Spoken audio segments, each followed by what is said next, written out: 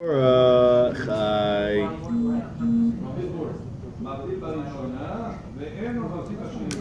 Yud Chet. This is the next Torah after Torah Yud Zion. So we're continuing in a progressive order, and we start with a interesting story from Baba Batra. Rabbi Yonatan Mishta'e. Rabbi Yonatan, he conveyed a certain story.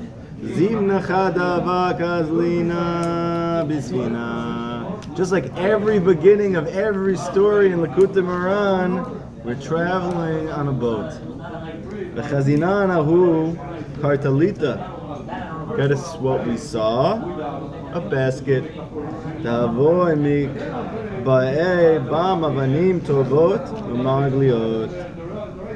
And there were set in it jewels and pearls.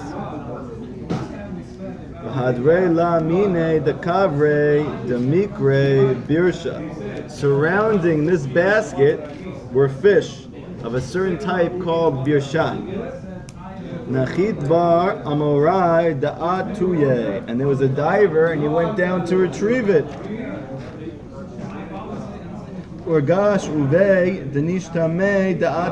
And he felt that one of the fish was trying to sever his thigh. Biting? It's your basic roundabout. It's a tributary. Run-of-the-mill.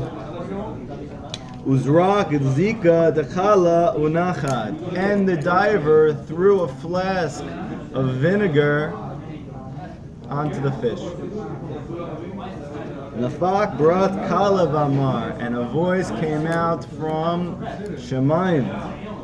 And it said, "My eat lachu bahade kartalita." What have you to do with this basket?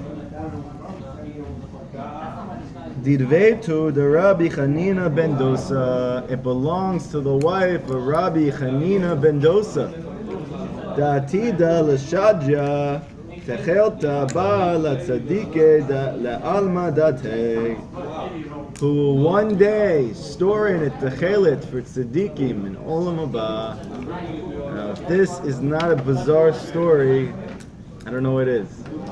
How do we get from they're traveling on a ship to they find a treasure chest, a basket with jewels and pearls, with fish surrounding it, and a diver coming down, feeling like his thigh is about to get severed by the fish, and his response is to pull out his flask of vinegar, and throw it at the fish. Once every quarter of a year, we get this guy. Okay, yeah, we'll go back again real quick. No, you have to hear the story from the Gemara. You're going to appreciate it. Baba Batra, you ready? It's okay. You want to reframe? Yes, Rabbi Yonatan. He says, one time, you guys have to listen because it'll be good for you. One time, traveling on a ship. This is how every story starts in the Gemara. They were traveling on a ship, and he saw a basket.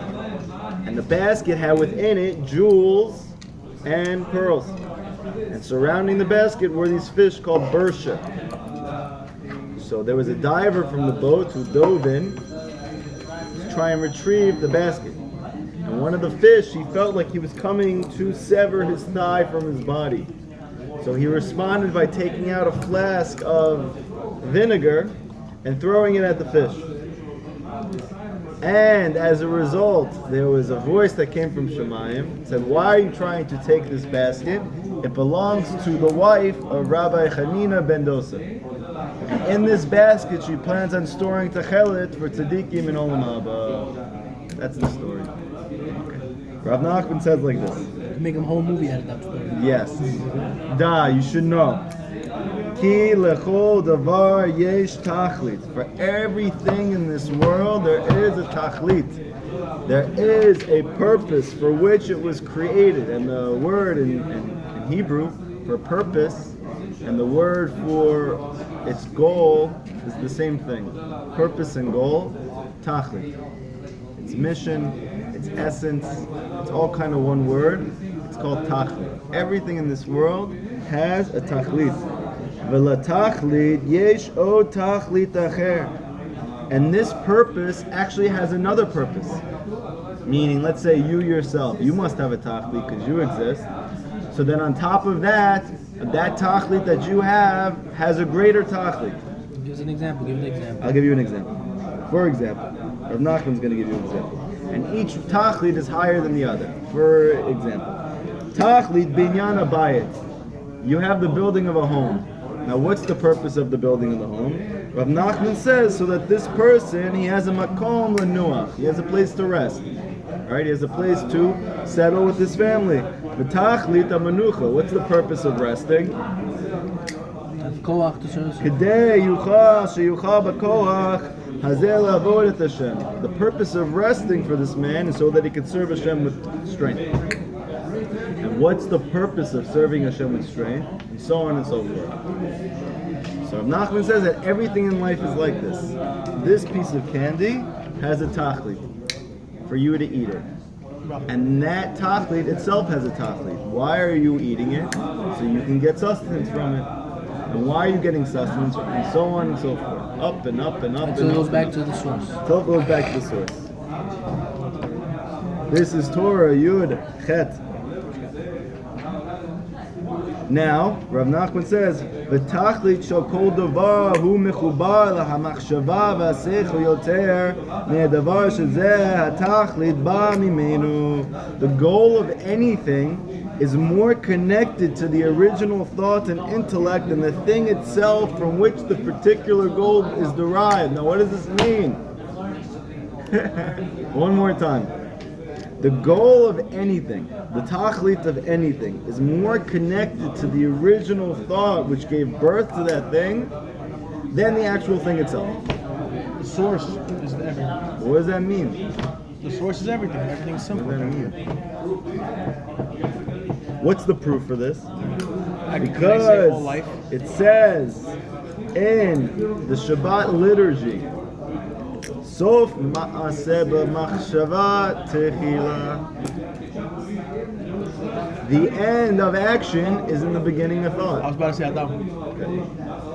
Thus, what do we see from this? Nimsa, it's found. Shasof b'tachlit hu techila machshava v'karov la. The end and the goal is first in thought and close to it. And from the goal, the deed evolves. I'll give you an example.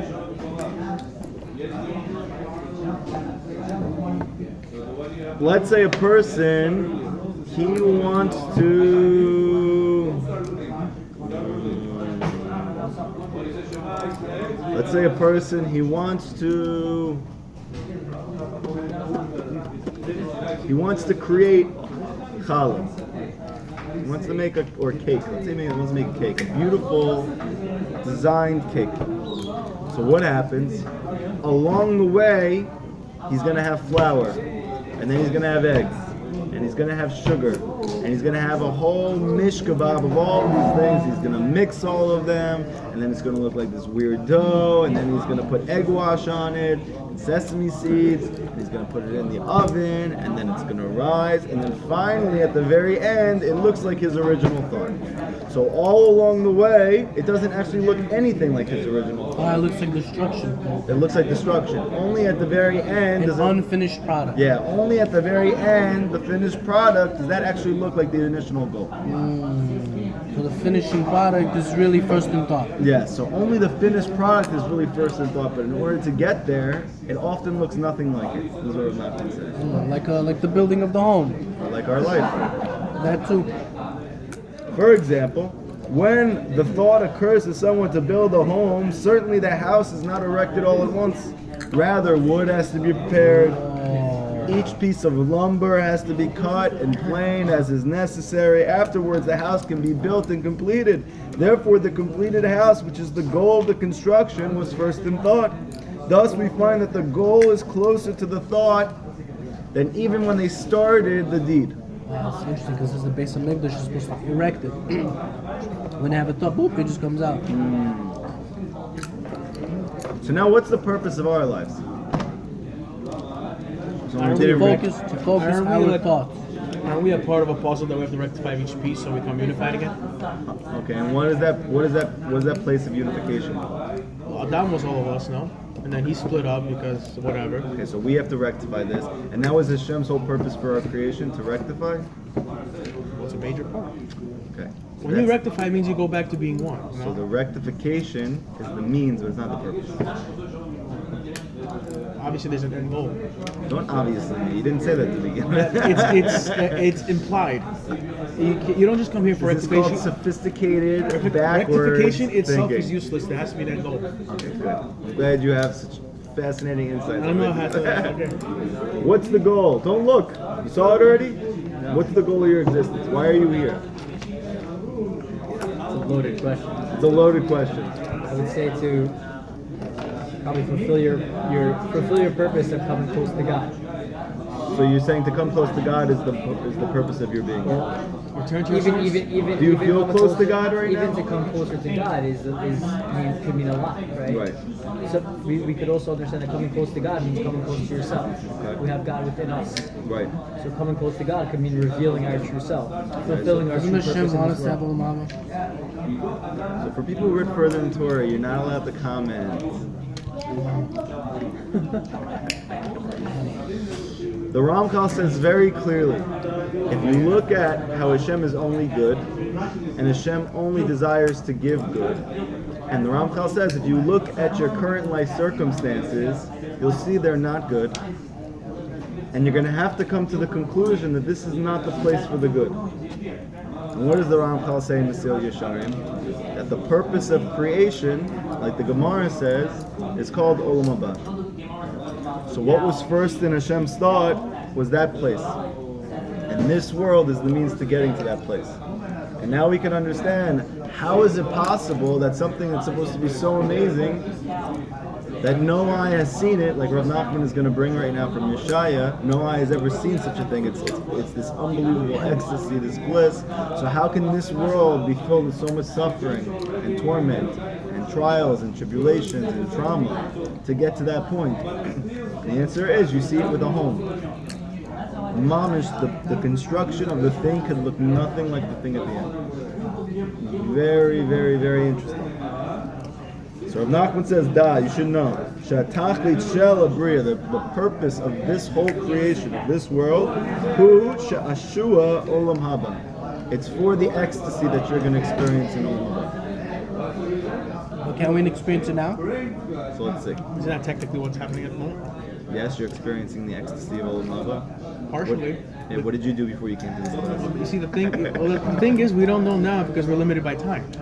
Okay. But everything we're doing right now will play a part in the future. Okay, but I'm So saying in the future, when ex- you will know this and you will look in the past and you'll realize that it's all connected, then you'll feel pleasure. I hear you. So that's then. Then is now is then, depends on how you want to see it. Okay, I hear you. But right now, are you feeling? At the current moment, we're limited to this, yeah. You are just enjoying your sunflower seeds right now. Is Yes. this ecstasy for you? Partially, It yeah. might be because you're Sephardic, I'm but like, enjoying I would say for most people, they're not feeling ecstasy right now. This guy definitely is. He's always in a state of ecstasy. Thank you. Thank you. It's impossible It's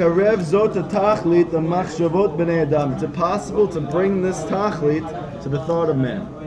Meaning you can't go around telling people that they should be focused on this even though it's the purpose of their life, because no eye has seen it. So because they're incapable of fathoming what this will be like, there's no point in trying to build into somebody's consciousness this reality, because he can't sit with it, because he doesn't know what he's sitting with. He's not a vessel yet. We can't be. No one's a vessel. Not even a tzaddik. tzaddikim be'emet, but true tzaddikim, gam hem yecholim litpot b'machshavatam tachlit olam haba. They are able to grasp and comprehend a little bit in their mind of the goal of olam haba. V'chol echad ve'echad miYisrael, and every person from Israel, Lefi shorsho sheyesh lo b'toch nishmat hatzaddik, according to the root of his soul in the tzaddik, ken mikabel mimenu, he can receive from him gam ken zot hatachlit, he can receive from him this purpose. of the ecstasy of Olam Haba. Kefi hafarat haka'at b'rachmanut. Something which seems completely unrelated. Rav Nachman finishes by saying, how is a Jew able to experience from his Rebbe, from the Tzaddik, a taste of Olam Haba when he's able to sweeten his anger and turn it into empathy? Listen. Empathy, compassion. Yes. Rachamim. How does one thing have anything to do with the other? This is one question. I want to bring up something else. What is good? What is good? Hashem. Good is Hashem. If I punched you in the face right now, would you say that was good? Depends how you want to look at it. I wish I had one of those rings I could... Personally, I'd be pretty upset. You'd be pretty upset. In the moment. What do you think? Would it be good, Benny? I would like to see it. Okay. In the grand scheme. Ultimately, yes. At the moment, no. Okay. So the way that the world teaches us what good is what feels good. We speak about this a lot. What is what's good? What feels good? Let's say you got up and you tripped right now. You would automatically think this is bad because it didn't feel good. Now, why are we like that? Only because we've been conditioned to think like that.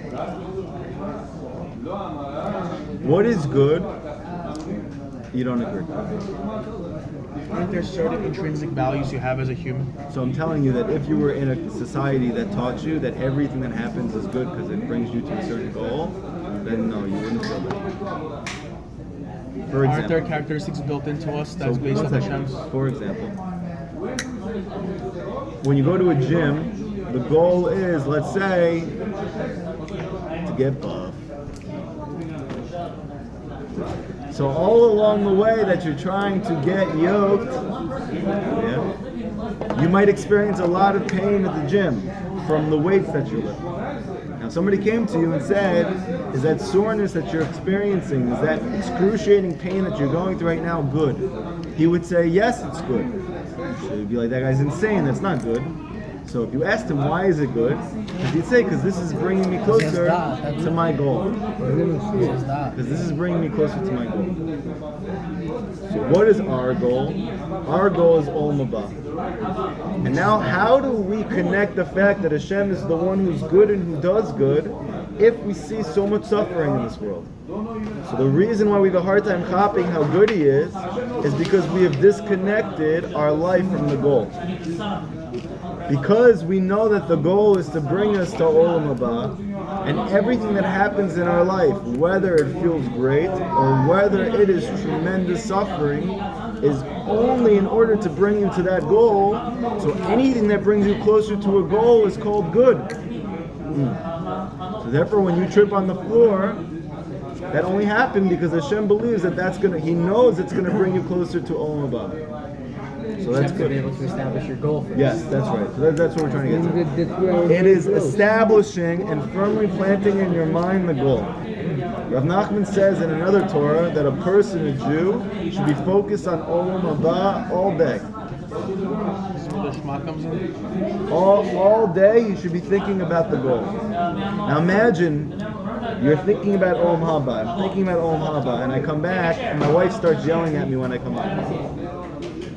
And I've just firmly implanted, I've just meditated on the fact that everything in my life happens only to bring me to Olam Haba. So now all of a sudden I can say thank you from a true, genuine place to Hashem that He caused my wife to yell at me to bring me closer to my goal. Don't separate. Don't separate. That's the toughest part. Yes, don't separate.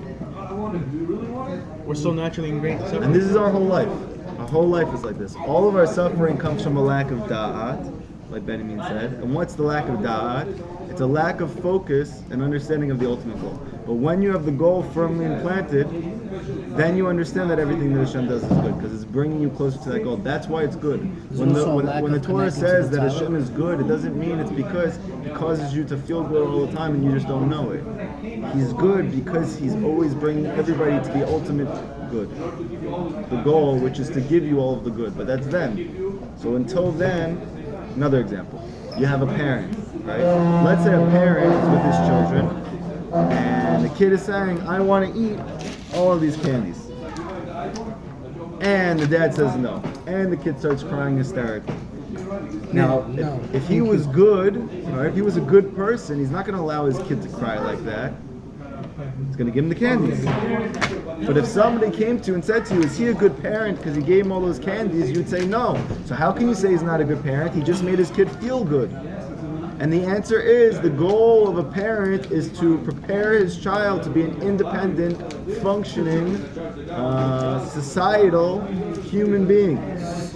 Contribution.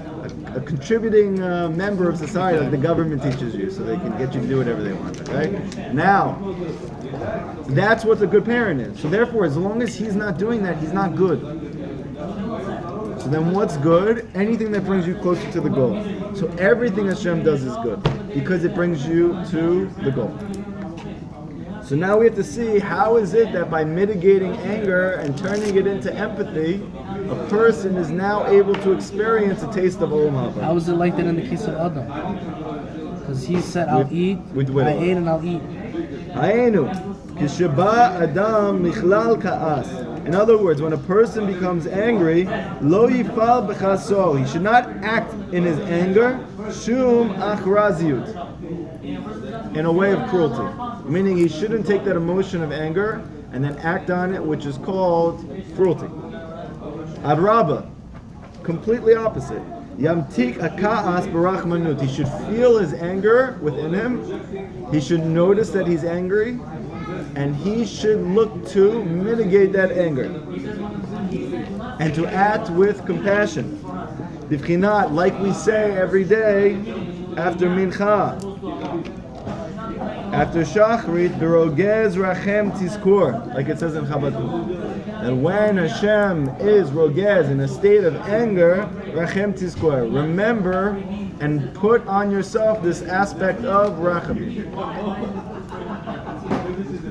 Vayadezen, through this Naseh Tara La'anavim, we give crowns to the humble ones. So you're going to see in a moment what this means. But it's kind of similar to yesterday, where we discussed there's this concept of giving tzedakah, and this tzedakah gives tzaddikim the koach to then go out and bring secular Jews back to Torah and to bring non-Jews to convert. And it all started with a seemingly unrelated thing of giving tzedakah. We have the same type of dynamic going on tonight, but a different thing. When we mitigate our anger and we act with compassion, we then cause tzaddikim to take up leadership amongst the Jewish people. So you're going to see in a moment how that is. Haborchim mikavod usra'a ve'osin atzman kishirayim. Why? Because the nature of true tzaddikim is that they're humble. What is the difference between a tzaddik and a normal stam person? The essence of the difference is humility. The tzaddik is the one who's humble. And part of that humility entails that when he's asked to lead a group of people, he himself doesn't feel like he's capable of doing it. This is part of the humility. So how do we ever get these people to lead if they're the only ones who are qualified, but by means of the fact that they are qualified, they don't feel like they're qualified? Burn the bush. Burn the bush. They will never step up otherwise. Right? So let's see. That's actually what's going to come up.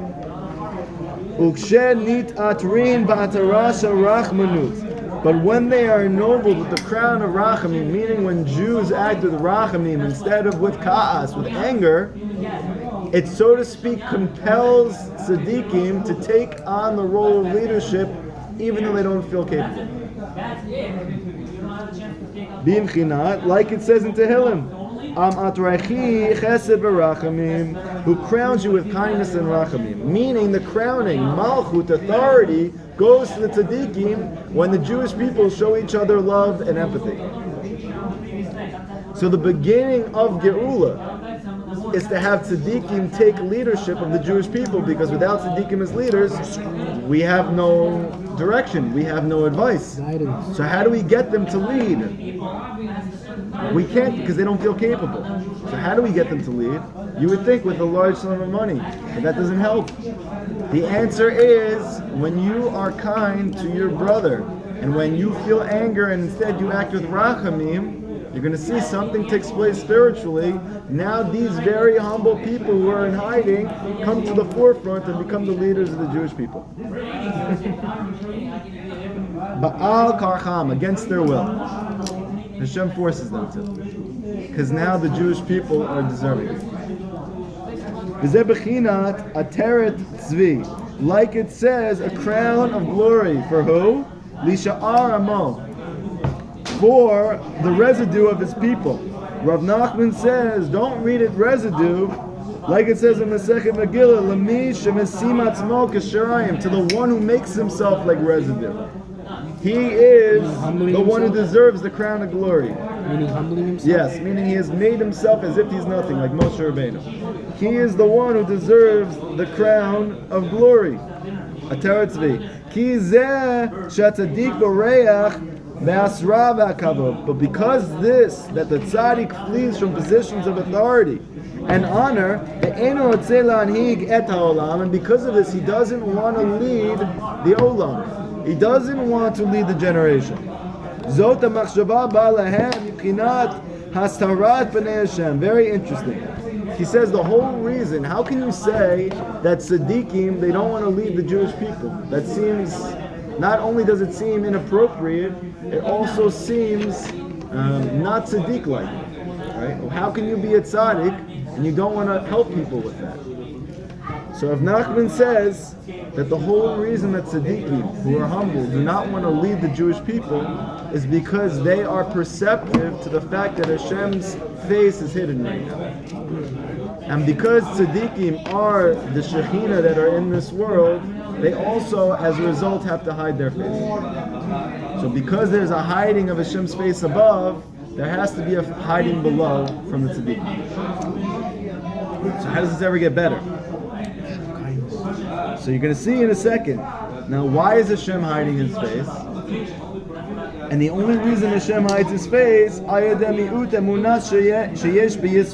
when there is any lacking at all of emunah amongst the Jewish people. So as soon as there's a lacking of emunah in the Jewish people, Hashem hides his face, and then the tzaddikim also hide their face. Kafi lafi rov hakafira, and to the degree that the Jews have a bagam and emunah, meaning let's say that the Jewish people lack emunah 25%, and we have 75% emunah. So Rav Nachman says to that degree Hashem will reveal his face 75%, and the tzaddikim will reveal their face and take on leadership 75%. And when the Jewish people lack emunah, let's say 90%. So there will be almost a complete concealment of Hashem's face, and there will be no real tzaddikim to take leadership positions, and therefore who takes those leadership positions? People who are not worthy, which is very damaging. It's more damaging than not having a leader. Therefore the tzaddik does not want to lead them. Now he's going to say in a moment, does the tzaddik actually feel that Hashem's countenance is not there and therefore he doesn't want to show himself? No. It's just the natural consequence. This concealment is synonymous with his anger and wrath. It is the result of avodah zarah, like it's taught in the Sifri, a very famous Sifri. Kol zaman sheyesh avodat elim ba'olam. As long as there is avodah zarah in the world, charon ach ba'olam, there is anger in the world. And this is the source of the teaching that says that when a Jew gets angry, it's mamish like avodah zarah. Ve'afilu k'she'en avodat elim ba'olam, and even like that there is an avodah zarah. Let's say the Jewish people were not worshiping stars and we're not worshiping benches and rocks and sticks. However, but we just do not have complete emunah. Still, az gam ken aron ah. There is the anger of Hashem,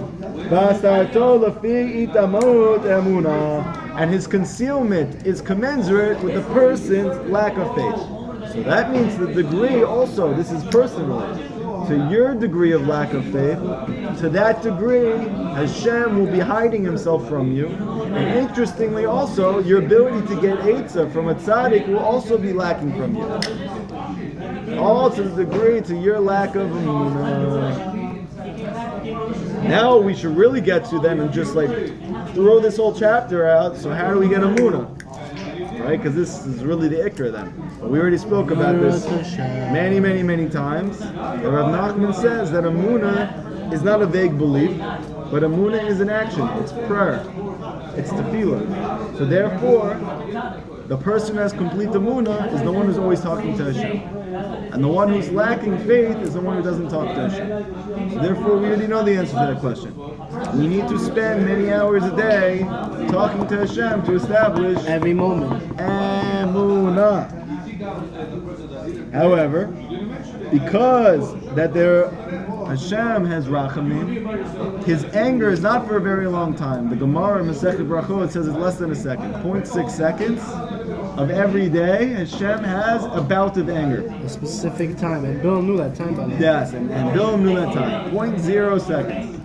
Not very long. This is one of them. Where do we get this from? What's the source for this? That Hashem's anger is a very short amount of time. David HaMelech taught us this in Tehillim, where he says, Ki rega be'apam. His anger is mamish for a moment. Ayadezeh ein yirgash. And because it's only for a moment, even tzaddikim don't feel this anger. However, they are experiencing the result of the anger, which is that Hashem hides his face, and then the tzaddik himself feels incapable of leading. You hear this? So he's saying like this. When a tzaddik is asked, can you lead these people? He himself is going to feel that he's not capable truly. Now what's the source of him feeling incapable? It's not just because he's humble. It's actually because Hashem is hidden from the world. And as a result of Hashem being hidden from the world, capable people feel incapable.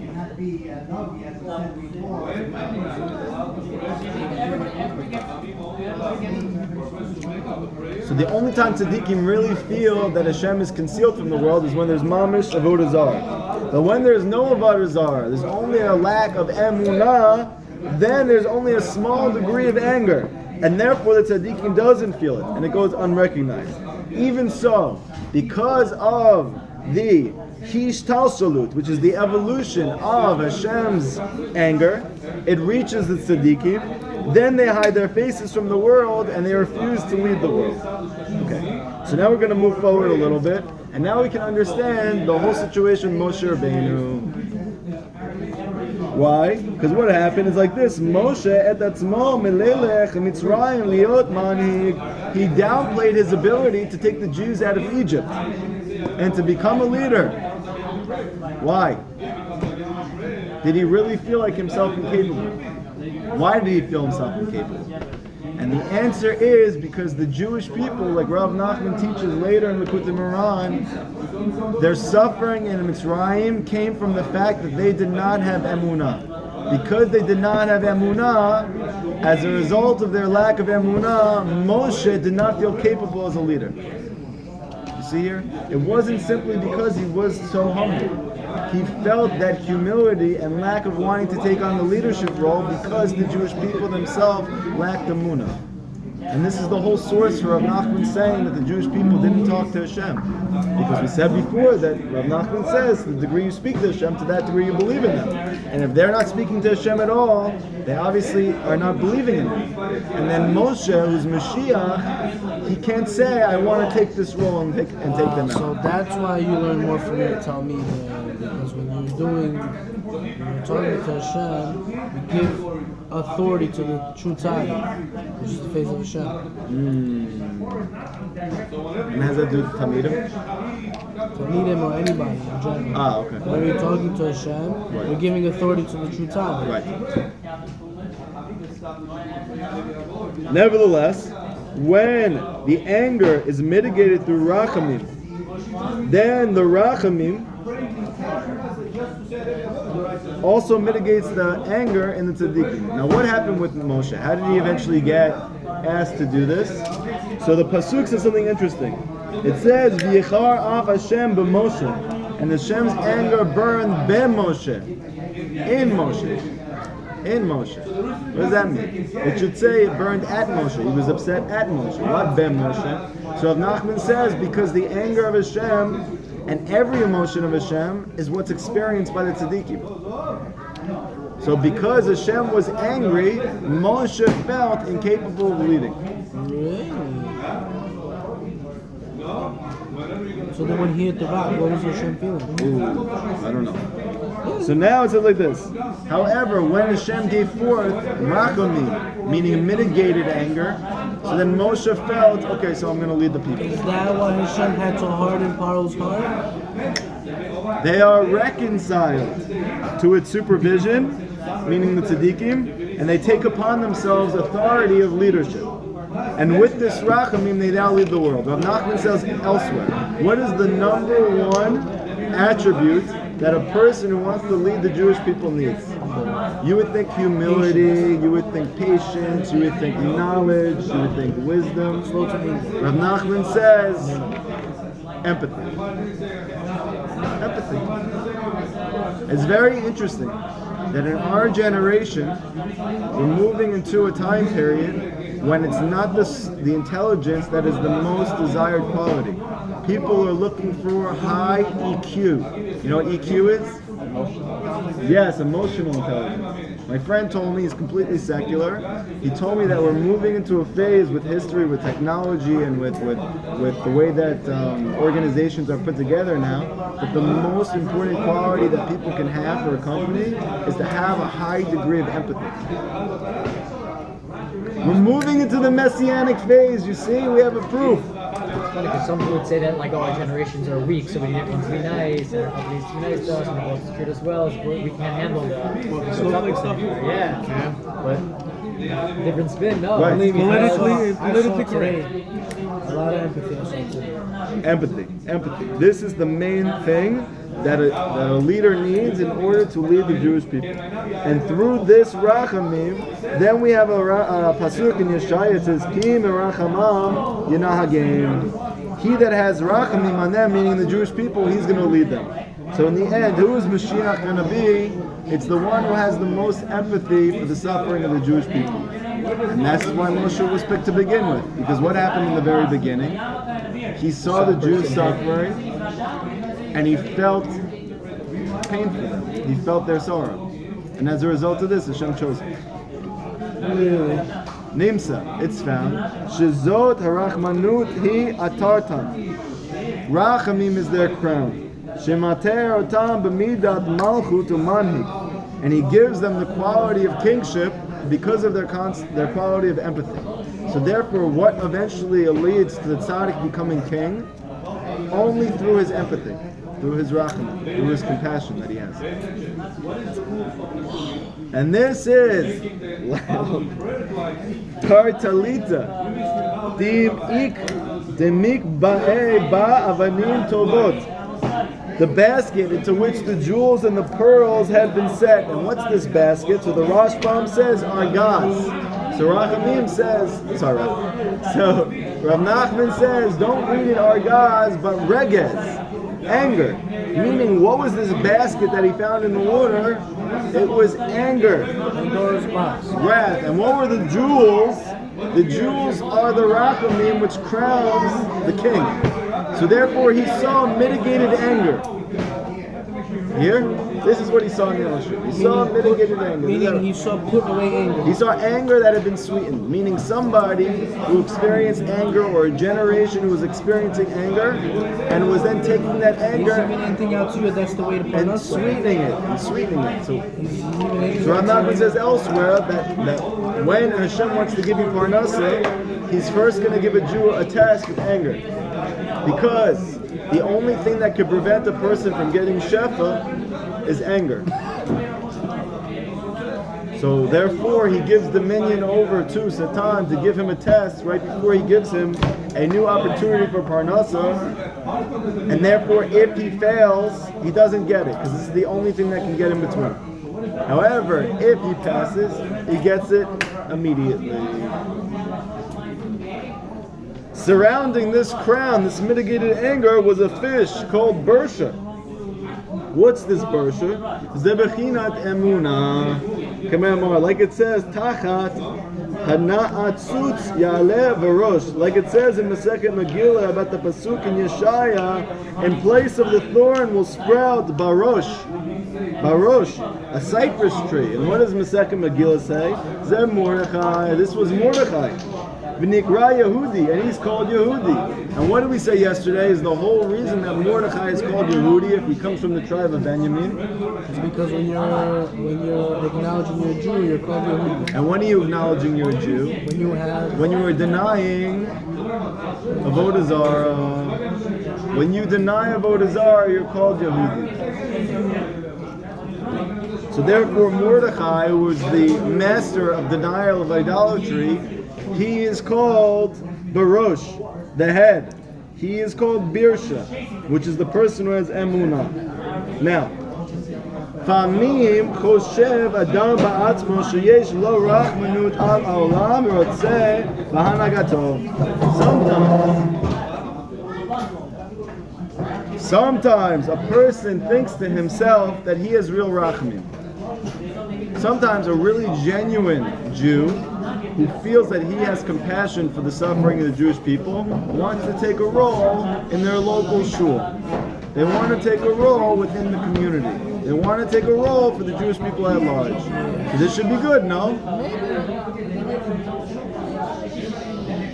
But in truth, zehu harodeh b'har kavod. Even though externally what they're feeling is rachamim for the Jewish people, and then feeling, you know what, I have to do it. If I don't do it, nobody's going to do it. Rav Nachman says, hidden, psychologically, within his subconscious, he really loves attention. He really loves honor. V'tolev r'dipato b'rachmanut. But he attributes his chasing of this position really to rachamim. But he's actually very far from true compassion. Very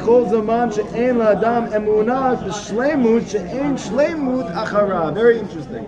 So Nachman says, what would you think is the main quality that allows a person to feel rachamim, compassion? So you would think it's emotional intelligence. You would think it's personal experiences. However, Rav Nachman says, to the degree that a Jew has real emunah, to that degree he can experience real empathy. So I mean that someone should constantly want to turn away positions of leadership like that, and it's like a thin line you're walking on, right? Someone who feels like, hey, maybe they're fit for something, right? You have to like almost fight that. You don't know if it's hidden, that is, right? So this is going to take a great deal of emunah, but Rav Nachman says pretty clearly in most of his lessons, a Jew should do, at all means necessary, avoid positions of authority. like pick it up, but we don't listen to it. So then how do we ever have real leaders? So Rav Nachman is going to show you through this Torah and also through other Torahs that the way that Hashem's providence works is that when you need to, you're forced to. You're forced to take on that role. So therefore you don't have to search out for it. You will be forced to take on that role. So there's no real thin line. However, to believe that that's a real thing, that takes a lot of faith. That I shouldn't go searching out for this role and to try and help and be, takes a lot of movement. Yeah, no, I mean, it's kind of like personally, what makes you want to decide to teach a shiur? Yeah, very good. What is that? Yeah, like, where does that come from? Very good. Can someone hold a gun for your head, you know what I'm saying? Right. Like, oh, but you're doing a good thing. Right. You seemingly are doing the good thing. I think he's speaking more about leadership at large. Right. But yeah, it's a tricky topic. We're going to have to learn more about it. He has a lot of Torahs that he speaks about. Now this is for Benjamin. Ve'afilu mi shema'amin be'ezed davar shehu mi darchei ha'emori. Even someone who has complete emunah in Hashem, however, he also believes in black magic. What do you call it? Kishu. Even though he really does believe in Hashem.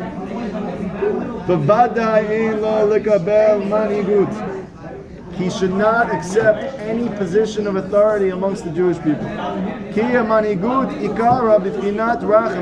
the essence of leadership is rachamim. And the essence of rachamim is a removal of avodah zarah.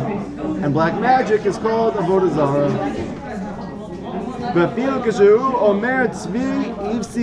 Even if he says something like a deer crossed my path, and therefore I learned something out of that, that person should not be a leader of the Jewish people. Ein lo rachmanu b'shleimut. He lacks complete rachamim because he doesn't have complete emunah because he believes in anything besides Hashem. But there are people who believe that black magic's real. Right? Black magic's a real thing. Why is it not a real thing? Because it's called avodah zarah. So Hashem says it's not real. But we see it works. The Bukharians love this because it works. And what's the reason it works? They believe it? Sitra achra. Because you give power to the other side. Is this two separate things or is it the same thing? It's the same thing. No, I'm saying with that Moharan amulet stuff. No, that's black magic. It is? Yes. Guaranteed. Yes, for sure. You guys are very into black magic.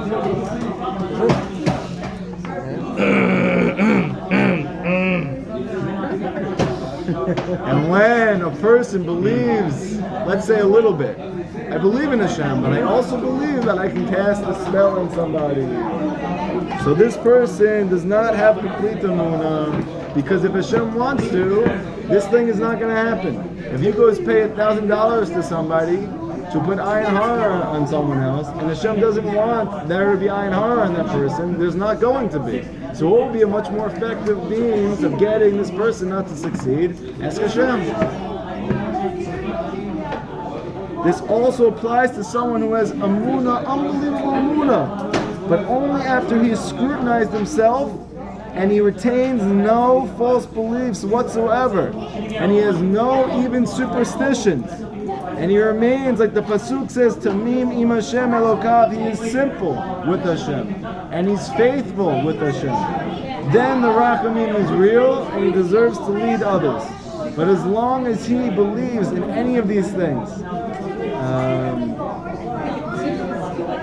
as long as he believes in black magic, the occult arts, if he believes in superstitions, or he believes in that woman who's on the poster boards and all around the city, so he should not take a position of leadership.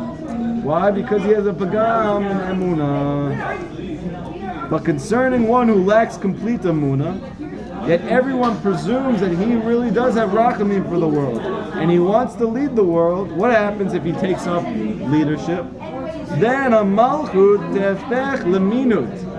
The kingship turns to heresy. This is because even a small amount of heresy undermines the government and its quality of leadership. It turns into heresy just as he, the one who has a little bit of a lack of emunah, he turns and he ultimately takes the malchut for himself. So we have so many bad kings in that, right? Like you see someone who just go off. So Yeah, how does that happen? Right. The answer is they have probably had on the way up, Yeah. and it just manifested just itself later on. Later on, a little tinge of They something. thought they were going to be the heroes of Klal Yisrael. Totally. So you see here, it doesn't work. And you should know, Rav Nachman says, V'da, she'amuna hi mechazeket ami b'malchut b'anhaga. Malchut and leadership are secured by faith, by emunah. Emunah secures the malchut, the kingship, so that no unsuitable stranger can take it. So it doesn't make sense though. If emunah is protecting malchut, kingship, so how do we ever have unsuitable leaders? Based on this, what Rav Nachman's teaching now, they should never have the opportunity, because so to speak, the land, emunah, chews them up and spits them out. So how do they ever get a position? How do they ever get this authority? Must have been a lack. Rav Nachman, what? There has to be a lack. So we're going to say, and no, malchut, where does it come from? So Nachman says it has its principal root in chokhmah, so that one can know how to lead and rule. So now it's going to get a little Kabbalistic, so I have to show you the Sfirot for example. Ready? We have chokhmah.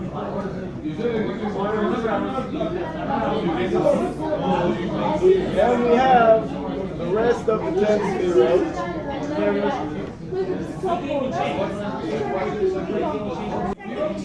Malchut.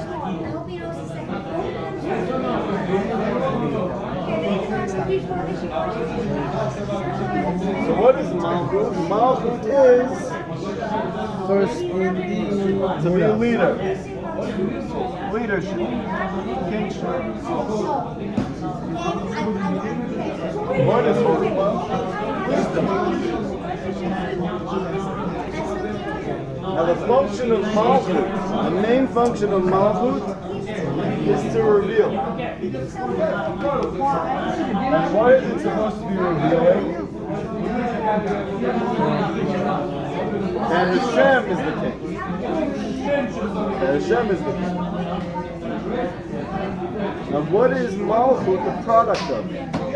Ultimately, Malchut is the product of Chokhmah, which is the first thought. So now this is going to track back to the beginning of the Torah that we learned. That what is last in action is first in deed. This is actually alluding to Malchut and Chokhmah. Now what is last in action is kingship, is Malchut. That was actually in the original thought. And that is Chokhmah. Now you could say that all the Sfirot are really connected to Chokhmah. Why is it that Malchut, he's saying, has its principal root in Chokhmah, the others he's not saying? So if you ever notice that daughters often connect very much with their fathers, and sons usually connect very much with their mothers. Now what's the reason for this? So I'm sure Freud has all type of creepy, pedophilical reasons. Freud. But it's actually based in Kabbalah, a 2,000-year-old tradition. And what is that? Chokhmah is the father, and Malchut is the daughter.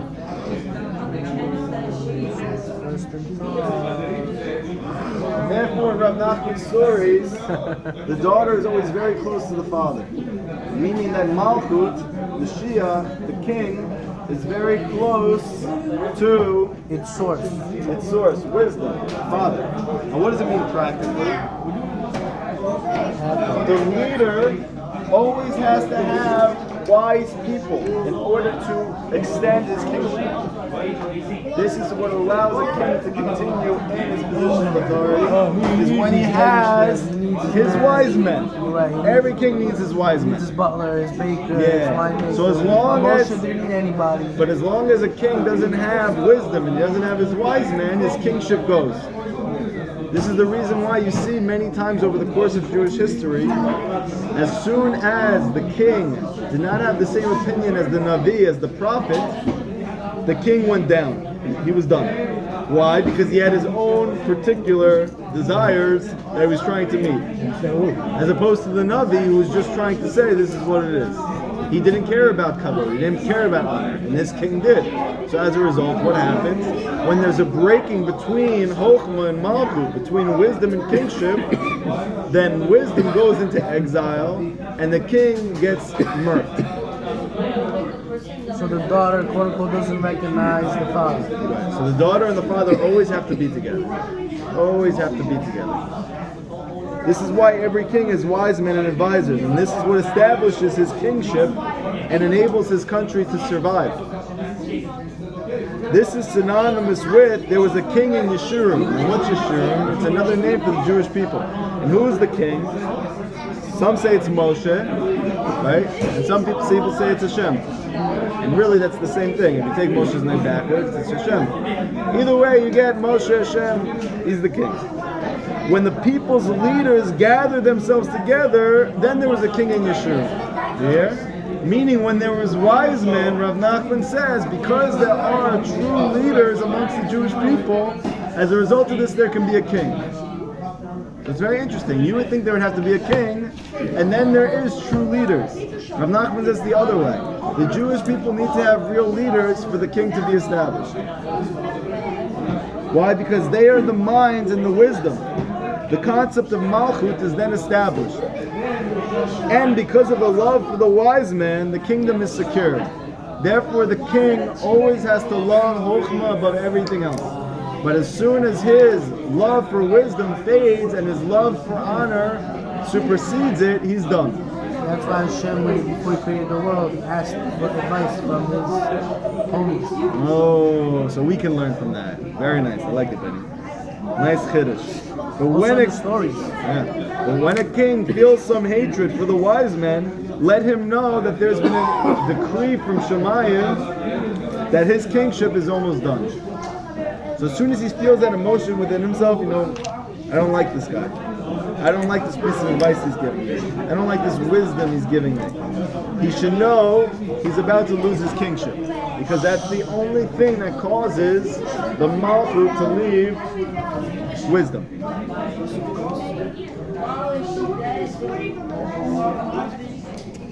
Therefore, when a person whose faith is incomplete, his emunah is not complete, because he believes in black magic, because he believes in superstitions, because he believes in anything that's not Hashem, as a result of that, when that person comes to take the malchut, to take authority and leadership, for even though he's undeserving of it, then the faith which surrounds and secures malchut, so that the stranger cannot touch it, he causes this person to hate the wise man, so that the malchut and the leadership should not remain with him. So it's a very interesting thing that's going on right now. It's saying like this. Let's say a person comes, he's a very charismatic figure in the community, and he believes in Hashem 100%. He also happens to believe in black magic. So now what happens is that when he become king, malchut has a barrier surrounding him. It's this pulsating circle which surrounds her, which is called emunah. And as soon as the person who becomes king, she removes the malchut from this unworthy king. And it's taken. So to speak, Hashem built into the creation that as soon as a king has a pagam and emunah, automatically the kingship is taken from him.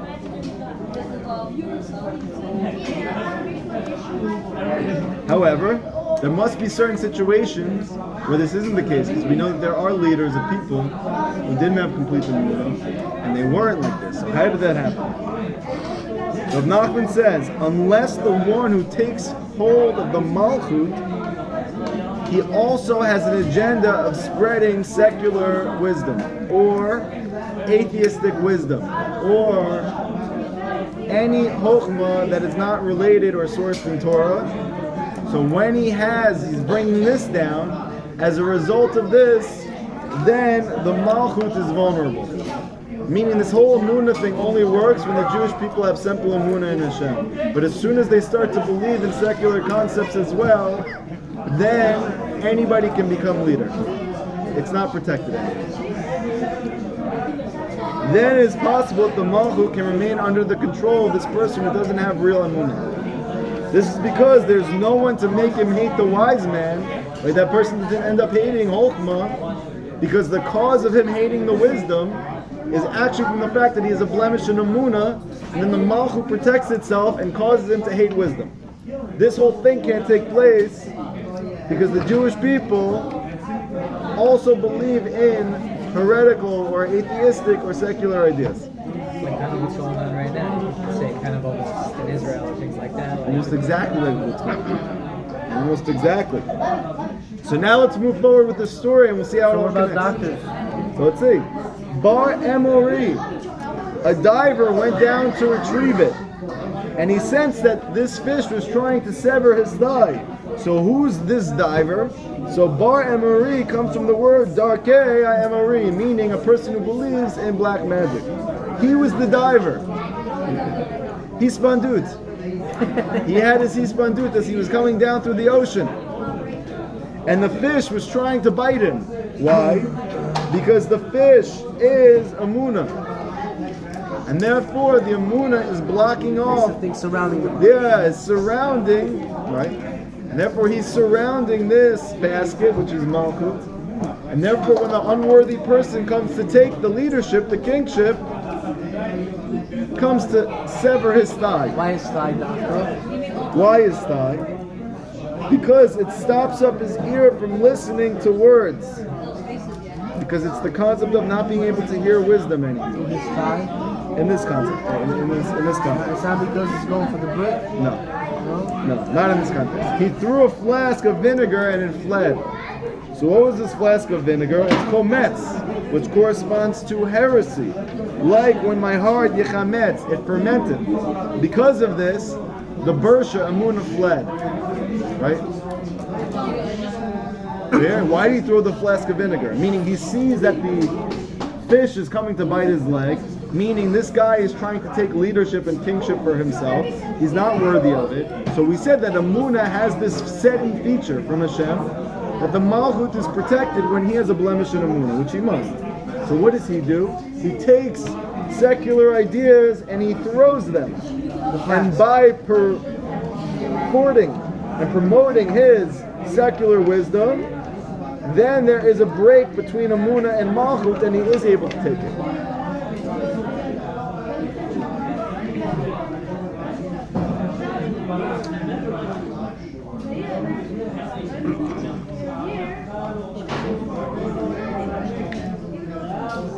Okay.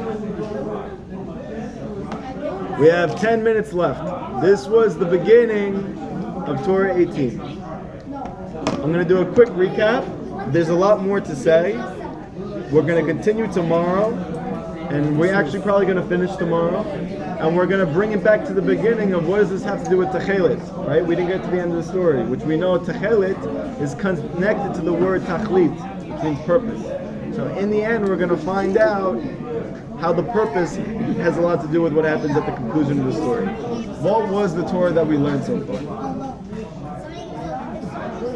Everything in this world has a purpose.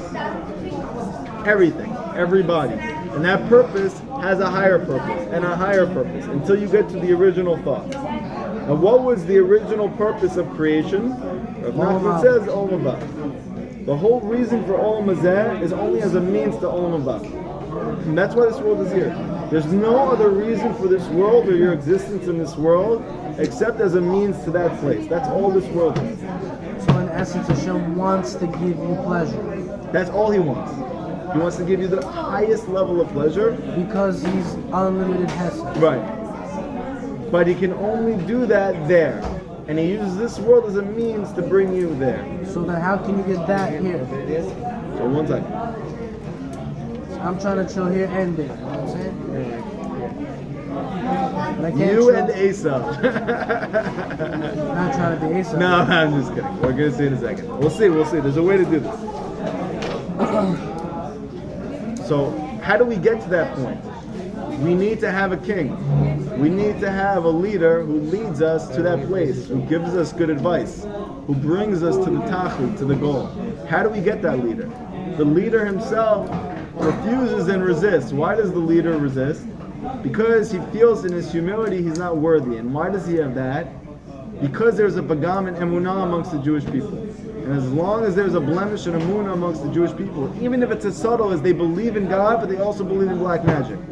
So as a result of this, then Hashem can't appoint a leader, because that leader's never going to feel worthy. As a result of that, only when Hashem mitigates his anger is the tzaddik able to feel upon himself he should take leadership. And this whole thing happened with Moshe Rabbeinu in Mitzrayim. Okay. The only way to get to this point, though, is to be able to mitigate anger and turn it into compassion, into empathy, which we didn't discuss how to do this yet. However, this is a fundamental concept in being able to ultimately get the leader to take leadership. So we have a process like this. Benny gets mad at Moshe. No, I don't. Doesn't. Hashem. Chas v'shalom. Lo aleinu. Daniel gets mad at David. No, he doesn't. Yes, he did. Yeah. Daniel got mad at David. And as a result of that anger, if he acts on that anger, so what does that mean? At that very moment, he's worshiping foreign gods. Avodah Zarah. Why? Because he doesn't believe that I got him mad because Hashem wanted him to get mad. He believes, even for a split second, that this person acted of his own volition and Hashem's providence is not here, and therefore his anger is a pagam and emunah. How do we bring real leadership that when people like Daniel stop getting mad at David all the time and they turn their anger into compassion? And when he's able to do that, then Hashem's rachamim is drawn down, and then the leaders of the Jewish people come out to the forefront, and they can lead us to Geula, to the Tachlit, to the Olam Haba. That is our lesson so far today. Any questions? The black magic thing that you were discussing, you referring to that thing with the lead, for example, or Anything? It's about actual kishuf, spells and potions. no, that lead? You know the thing about the lead. What's the thing with it? There's something that they take lead, it melts at a relatively low temperature, and they put it in some kind of pot, and they do something with it. Oh, It you're gets talking rid about of alchemy. It gets rid of Ein Har. They do it. It gets in- rid of Ein Har. That's what Yeah. I'm talking about. So I was reading in a Jewish newspaper, in a religious Jewish newspaper, and this person was doing it, and supposedly, I mean, they were claiming that they had like Haskama on it. Haskama of big rabbis, even Ashkenaz rabbis, not only Like Sephardic Rav rabbis. Kanievsky, for Yeah. example. Or- I know exactly. I saw the ad. It was like for a particular person that they claimed was doing this thing, whatever it is. So if they and- have Haskama, so then it's not the black magic that the Torah describes, because the black magic the Torah describes is a sword they're right. Like it's real black magic. Like, So then it I don't know. that's what I'm saying. So it must be something There else. are then. certain refuahs that the Gemaras bring down that, I mean, we shouldn't try it at home, but if, Rebbeim are saying if refuahs are working, refuahs are working. So the rabbis are saying it's okay. It means that this is not the concept of whatever's the sword they're right that Rav Nachman is speaking about. the type of black magic that we're referring to are like the ones that you have to do sacrifices for. like Santeria. No, like satanic cults and stuff like that. Santeria. Wait, oh. Santeria. I got it. I was Black magic is the It's not allowed. okay. And the Santeria and all that is harsh. It's a sword. So not allowed.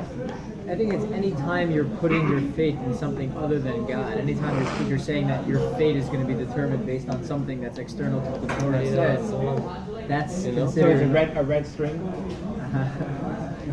What is the red string? I'm Yeah, I know, but what is it? What is it? I'm not sure myself. I thought it just means you like the Kabbalah Center or something. I once heard somebody said, you know what, it takes the attention off the person and puts it onto the red string. In other words, that supposedly in and of itself is a way of guarding against Einarop, and it takes the attention away from the person. But let's say the person has a nice watch, a nice jacket, a nice hat. You're gonna look at that. You're not gonna look at the guy's face. So that's a practical thing. Gotcha. I don't know. There must be something more. I've seen black magic, bro. You see the people with their blue eyes all over. I've noticed that a lot. Right. I've seen black magic. Yes. It's not black magic. So that's not this. I don't think. Anybody else? I've seen things floating from my eyes. Moshe or Bernu? Any questions? Honestly, it was really enjoyable. You enjoyed it? Yeah. Yeah, you liked it? Okay, good. Thank you. I'll pay you later. What? How about you, Benny? Anything? You're good? Yeah, I knew everything was said. You knew everything. You always know everything. It's all Chazara for you. Okay, good. Okay, so tomorrow night we're going to finish the lesson, and we're going to connect this whole thing to the tachlit, the purpose of your life, the purpose of your existence. And I want to say again one more thing, which is a very, very important concept just to take home with you from tonight. Make sure everything he says you do right on. What's good is what brings you to the goal. So therefore, as a piece of practical advice, if you want to start to become happy in your life, and you want to experience joy in your life, and you want to experience gratitude in your life, then you need to refocus your mind that everything in this world is only to bring you to that place. It's not just for this sake. It's not for the sake of you experiencing that thing itself. It's for the sake of bringing you to that goal. So as long as you take Olam Haba out of the picture, then anything that you go through in your life will cause you tremendous suffering and cause you to lack belief in the goodness of Hashem, because you don't understand that He's only doing this to bring you to Olam Haba, which is completely good. What is good is what brings you to the goal. That's what's good. Okay? Thank you guys. See you tomorrow night, Bezrat Hashem. Zagbo. Thank you, David.